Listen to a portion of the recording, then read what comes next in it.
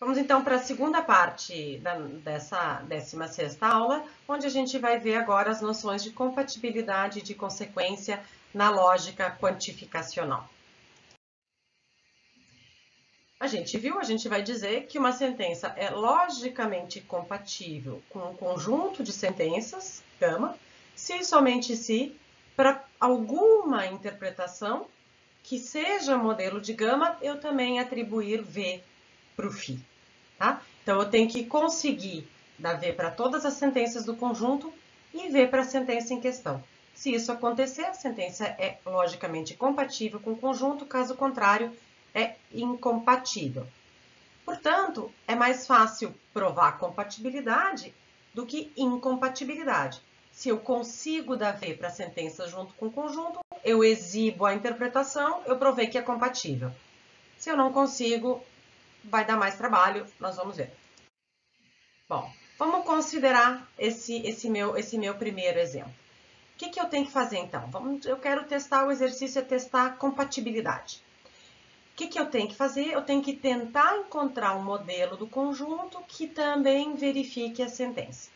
Eu vou ter que destacar esses símbolos aqui.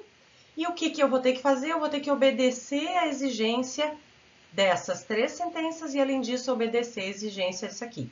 Se eu conseguir, eu provei que é compatível. Tá? Vamos ver aqui, então, o que daria aqui. Eu teria, essa aqui a gente já está careca de ver, o que ela expressa? Ela expressa que F é subconjunto de G, ou seja, que todo F é G. Ela me obriga a fazer alguma coisa? Eu tenho que colocar alguma coisa na interpretação? Não, porque o F é subconjunto de qualquer conjunto, vazio é subconjunto de qualquer conjunto. Enquanto eu não colocar nada no F, eu nem preciso me preocupar com ela. O que me diz a segunda sentença? Que o A não pertence ao G. Tá, também não é uma afirmação que me obrigue a fazer nada, né? Por quê? Porque ela só me proíbe de colocar o objeto associado ao A ao G. O que me diz a segunda sentença? A segunda sentença me diz que se acontecer o antecedente, o consequente vai ter que acontecer também. Então, uma maneira de expressar isso aqui seria dizer, se o A não estiver no F, então, o que tem que acontecer? Agora, lembrem como é que a gente lê isso daqui.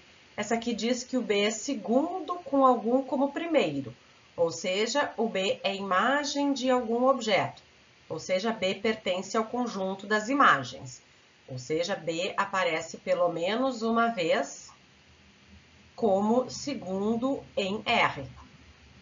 Deixa eu fazer do jeitinho mais fácil que eu tinha feito. Pertence ao conjunto das imagens de R. Bom, então vejam que nenhuma dessas afirmações aqui por si só me obriga a fazer nada. Essa aqui me diz que se eu coloco uma coisa no F, eu tenho que colocar no G. Essa aqui me diz que o A não pode estar no G. Essa aqui me diz que se o A não está no F, então o B tem que estar com imagem. Bom, vamos ver agora, vamos procurar um modelo desse conjunto, vamos procurar ver se a gente consegue atender todas essas afirmações aqui ao mesmo tempo. Pela definição de interpretação, eu vou ter que ter pelo menos um objeto aqui. Pela definição de interpretação, as constantes vão ter que ser interpretadas por objetos do universo. Bom, o resto poderia ser vazio. Vamos ver o que o conjunto me obriga a fazer. O que essa aqui me diz? Que o F é subconjunto do G, por enquanto vazio, ok. O que essa aqui me diz? Que o A não está no G, por enquanto, ok. O que essa aqui me diz? Que se o A não pertence ao F, então o B pertence às imagens de R. Bom, eu tenho aqui duas alternativas. Eu posso, por exemplo, colocar o A no F, né? Vamos ver o que acontece se eu colocar o A no F. Vou colocar o 1 aqui. Coloco o 1 no F. Aqui é conjunto, né? Bom, mas se eu coloquei o 1 no F, e o antecedente da terceira sentença aqui vai dar falso, e, portanto, a implicação vai dar verdadeira. Então, verifiquei a última. Mas eu tenho que ver o que acontece com as que eu examinei antes. Bom, a primeira me diz que o F é subconjunto do G. Ah, bom. Então, se eu coloquei o 1 no F, eu vou ter que colocar o 1 no G. Bom, coloquei o 1 no G. Bom, mas agora deu problema com a segunda. Eu não posso colocar o 1 no G. Bom, então eu tenho que tirar o 1 daqui. Mas se eu tiro daqui, então por que eu tenho que tirar o 1 daqui? Para obedecer essa daqui. Mas se eu tirei daqui, para obedecer essa daqui, eu tenho que tirar o 1 daqui também, tá? Bom, isso significa que eu não consigo verificar a terceira sentença? Não, né? Eu tenho que, em qualquer modelo desse conjunto, eu sei que... Deixa eu anotar no rascunhozinho aqui. Eu sei que em qualquer modelo desse conjunto, o A pertence ao F. O A, desculpa, não pertence ao F. Por que eu sei que o A não pertence ao F? Porque se o A pertencesse ao F, ele teria que pertencer ao G, e o A não pertence ao G, tá? Então, eu não posso colocar o A no F, eu não posso falsificar o antecedente aqui. Mas eu posso ver se eu não verifico o consequente, tá? O que eu tenho que fazer para verificar o consequente? Eu tenho que colocar o B como imagem no R, ou seja, eu tenho que colocar o B como segundo, B que é 1, como segundo em alguma imagem, com alguma imagem aqui. Bom, se eu tiver um objeto só no universo, vai ter que ser 1, mas eu poderia ter mais. Bom, se eu pegar essa interpretação aqui, o F vazio, vamos ver o que acontece, tá? Todo F é G, o vazio é subconjunto de qualquer conjunto, o A, que é 1, não está no G, ok? E essa aqui vai dar verdadeira porque B está no conjunto das imagens de R. Pronto, deu. Não é o único jeito de verificar, tá? Tem infinitas possibilidades. Mas eu encontrei um modelo. Isso ainda não prova compatibilidade. A gente encontrou um modelo entre vários. Agora a gente tem que ver se a gente consegue verificar também não F1 de B. Bom, esse meu exemplo deu certo, porque eu coloquei o F vazio. Então, tá bom, nem vai me dar trabalho. Já deu certo. Eu tenho um modelo do conjunto, no qual essa aqui recebe V. Eu mostrei que a sentença é compatível com o conjunto. Nesse meu segundo exemplo, né, o que a gente tem? A gente tem o mesmo conjunto de antes. Como a gente tem o mesmo conjunto de antes, vamos começar, eu vou partir daquela interpretação que a gente tinha antes, que era modelo do conjunto. E vamos ver se dá certo, se a gente precisa, se a gente pode adaptar, né? Eu tinha que o meu universo era 1, portanto, A e B eram 1. Aqui eu tinha o vazio, vazio, e aqui eu tinha o par 1, 1. Essa aqui é o modelo do conjunto, tá? Bom, nessa interpretação modelo do conjunto que eu vi, essa afirmação aqui é falsa, né? Por quê? Porque o F é vazio, então é falso que A o F. Bom, mas isso não prova que a sentença é incompatível. Ela é falsa nesse modelo aqui do conjunto, mas pode ser que exista um outro modelo do conjunto no qual ela seja verdadeira. Então, vamos tentar colocar alguma coisa no F para verificar. Vamos tentar colocar o 1 aqui. Bom, se vocês lembrarem do que a gente viu no slide anterior, isso não vai dar certo. Por quê? Porque nós vimos que nós não podíamos colocar o 1 no F. Por quê? Porque se eu coloco o 1 no F, como todo F é G, eu seria obrigada a colocar o 1 no G. Mas eu não posso colocar o 1 no G por causa da segunda sentença. Então, eu sei que não vai dar. O 1 não vai poder entrar no F. Só que eu não preciso ficar só com um universo pequenininho. Eu posso fazer, por exemplo, tentar fazer o A, nomear algum outro objeto. Vamos ver o que acontece. Vamos tentar fazer o 2, tá? O que acontece? Eu já sei que eu não vou poder colocar o 2 no F. E se vocês não tiverem percebido, vocês testem. Coloco o 2 no F. Se eu coloco o 2 no F, eu vou ser obrigada a colocar no G. Pela segunda sentença, eu não posso colocar no G. Então, o 2 eu não posso colocar. Mas, para que essa sentença aqui seja verdadeira, eu não preciso colocar o A no F. Eu posso colocar qualquer coisa, posso colocar qualquer outro objeto, que nem precisava ser nomeado, tá? Então, o que eu posso fazer? eu posso colocar, por exemplo, o 1 no F.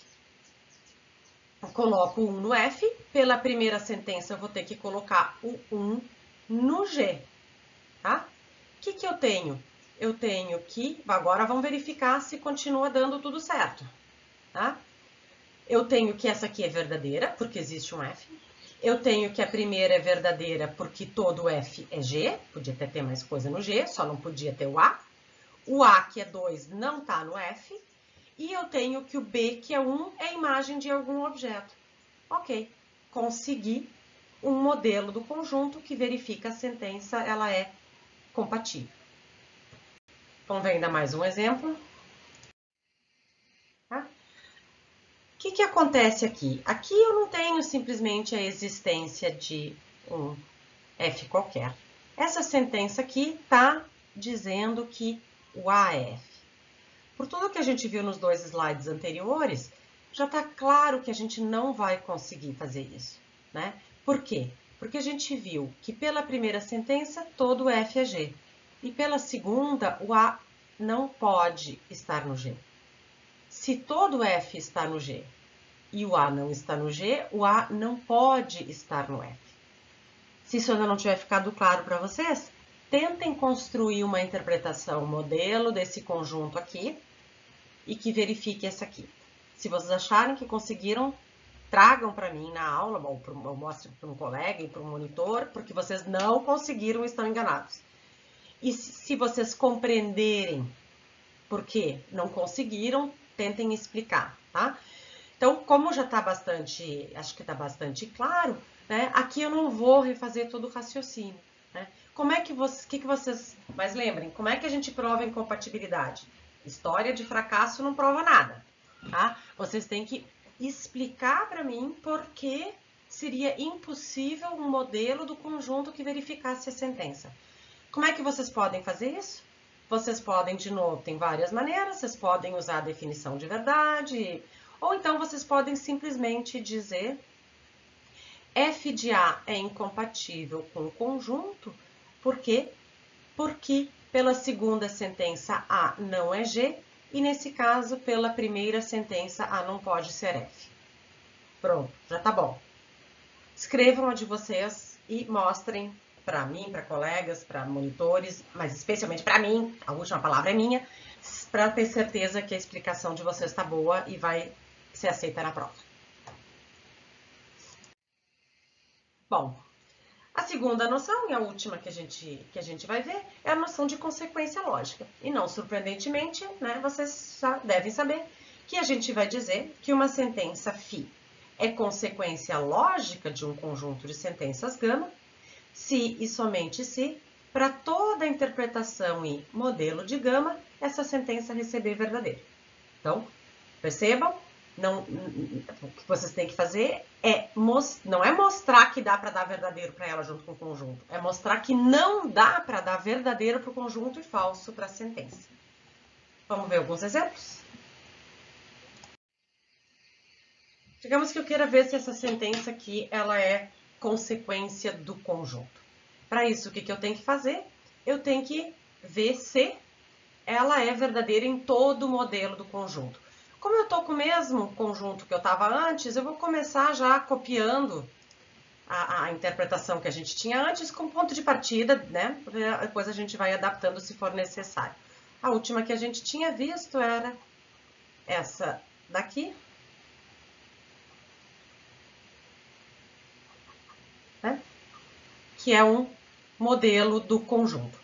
Esse é um modelo do conjunto, né? Por quê? Porque a gente viu todo F é G, o A, que é 2, não está no G, e como o B, que é 1, é imagem de algum objeto, esse condicional aqui dá verdadeiro. Bom, essa é uma interpretação na qual o φ1 é verdadeiro, né? Porque existe um G. Em que condições esse aqui é verdadeiro? Se o G for diferente do vazio. Bom, de fato, o G é diferente do vazio. Só que isso prova compatibilidade. Isso não prova consequência. Porque para ser consequência, ela tem que ser verdadeira em todo o modelo do conjunto, não em algum modelo do conjunto. Vamos ver, então, se a gente não... se não tem jeito de dar falso para ela. Vamos tentar dar falso para essa sentença aqui. Para dar falso, o que a gente é obrigado a fazer? E agora eu vou colocar em vermelho, para deixar claro que é o que a gente é obrigado a fazer. Para que dê falso, Φ1, eu tenho que botar o G falso, tá? E é interessante, é útil vocês irem guardando aqui num cantinho, né, o que vocês são obrigados a fazer. Então, deixa num rascunho aqui assim, bom, eu já vi que para dar falso para a sentença, faz assim, para Φ1 F, o G tem que ser igual ao vazio. Vamos deixando guardado aqui, tá? Bom, só que agora vamos olhar. A gente já conhece um pouco esse conjunto. Se a gente não conhece, a gente tem que voltar. Bom, falsifiquei o G. Vamos ver o que acontece agora com o conjunto. O que me diz a primeira sentença? Me diz que F é subconjunto do G. Bom, mas se o G é vazio, o único jeito dessa aqui ser verdadeira é se eu atribuir também o vazio para o F. Bom, e aqui eu já teria algo como, vamos anotar aqui rascunho, primeira sentença de gama. É só lembrete para nós. Sendo o G vazio, o F também vai ter que ser vazio. Vamos guardando o lembrete aqui para nós. Pode ser útil ou não. Vamos ver. Bom, o que aconteceu agora? Então, eu sei que esse vermelho aqui eu não posso mexer se é para falsificar essa aqui, verificar essa daqui. Essa daqui, ok, tá verificada. Essa daqui, o que eu tenho? Eu tenho que o deu verdadeiro, o antecedente, mas o consequente continua sendo verdadeiro, porque o par 1 continua ali, não é afetado em nada. Ah, pronto, ok. Encontrei uma interpretação na qual todas as sentenças do conjunto são verdadeiras e o Φ1 é falso, tá? Portanto, isso que eu disse para vocês anotarem aqui do lado, não vai ser útil, mas não importa. Vocês já vão compreender por que eu sugeri que vocês fizessem isso, tá? Por que isso aqui não vai ser útil? Porque não é necessário. Porque tudo que vocês têm que fazer, e tem que fazer isso, é o jeito de justificar, é dizer a sentença não é consequência do conjunto, pois é falsa no modelo de gama abaixo, tá?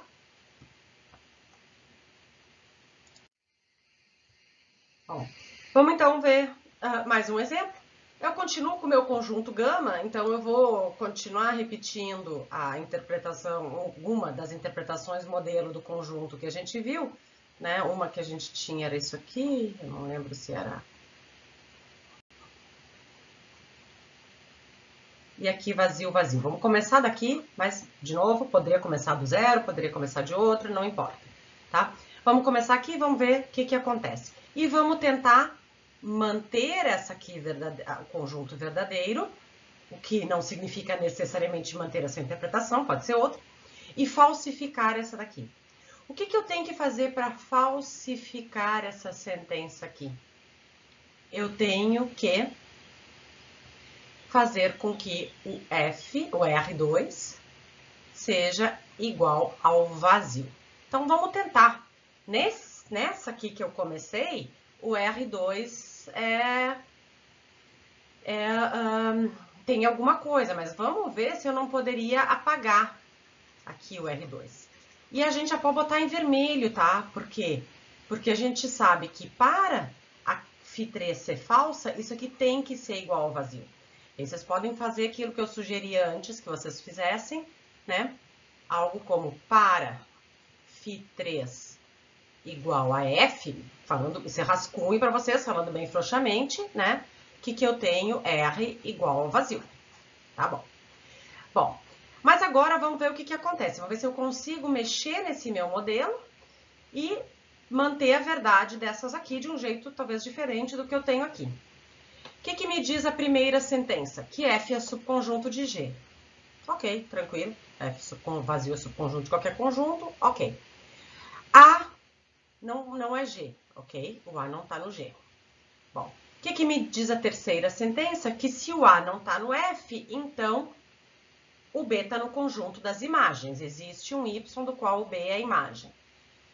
Bom, aqui o meu A não está no F, então o antecedente vai dar verdadeiro.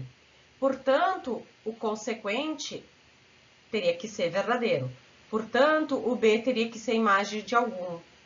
Ixi, mas eu já tinha colocado no vermelho que eu não podia. Se é para falsificar essa aqui, eu não podia colocar nada aqui. Bom, então, se eu não posso colocar nada aqui, a gente já vem agora, a gente está vendo que essa terceira sentença é relevante. Por quê? Porque se o R é vazio, essa aqui vai receber F. Se aqui recebe F, para que isso aqui desse V, isso aqui teria que ser F e o A teria que pertencer ao F. Né? Isso aqui teria que ser falso, se facilitar para ouvir, e o A teria que pertencer ao F. Então, vamos anotar, vamos aqui, por isso que eu estava falando de anotar, vai anotando, olha só. Para falsificar o Φ3, eu tive que dar vazio teria que dar vazio para o R, foi o que eu anotei aqui. Pela terceira sentença, se eu dou vazio para o R, eu vou ser obrigada a colocar o A no F para falsificar o antecedente. Então, a gente pode anotar isso aqui.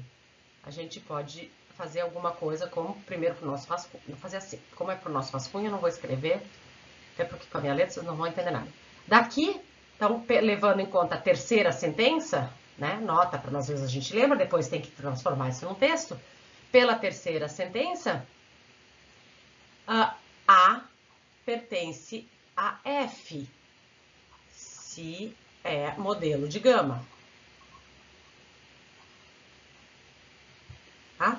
Bom, mas tudo bem. Só que agora onde é que vai dar problema?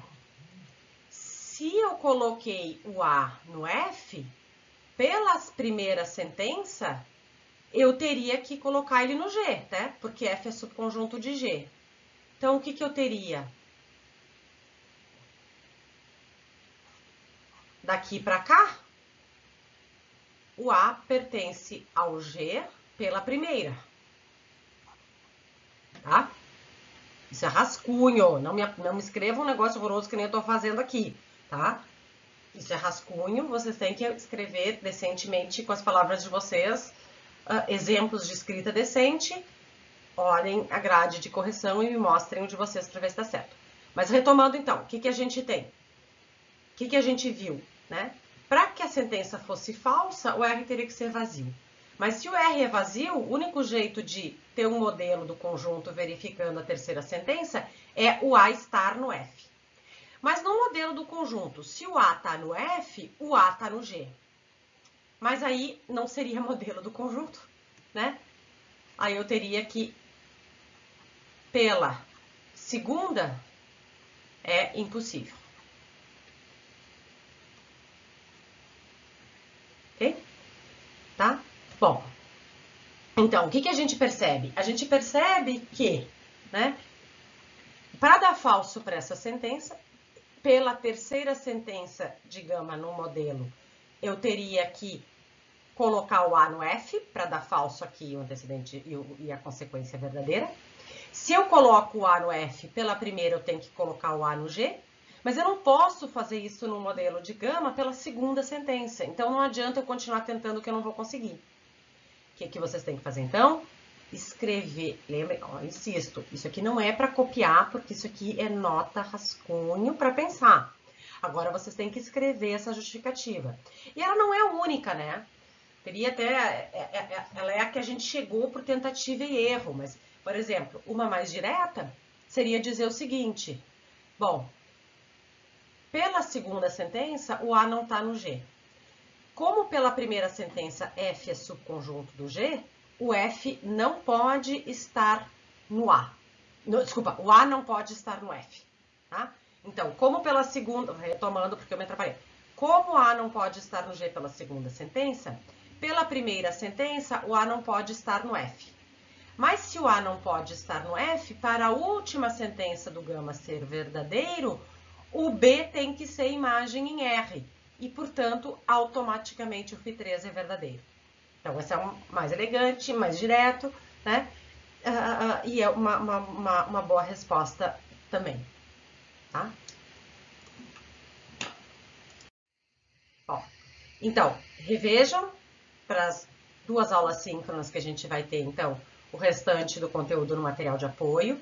Façam os exercícios, confiram as respostas, tá? Conversem entre vocês, conversem comigo nas aulas síncronas e, na medida do possível, eu respondo fora de horário. E façam em conjunto o trabalho 7. Tá?